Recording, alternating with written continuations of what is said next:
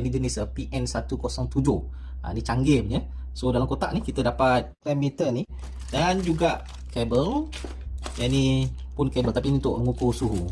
Okey, so selanjutnya clamp meter ni menggunakan bateri, ya. Bateri letak di belakang. So apa yang kita kena buat ialah kita kena buka screwdriver kat belakang ni, buka skru menggunakan screwdriver, and then kita memerlukan bateri AAA, ya, jenis AAA sebanyak 2 biji.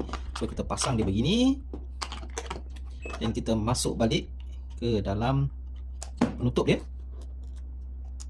and then screw balik. Okey, dan seterusnya, saya nak cuba menggunakan clamp meter ni untuk check arus dekat saya punya meter yang masuk ke rumah kita. So then saya pusing ke arah sini. Kalau kita cuba letak dia di sini, dia memberi bacaan 7.1, dan juga kalau saya letak di sini, dia memberi bacaan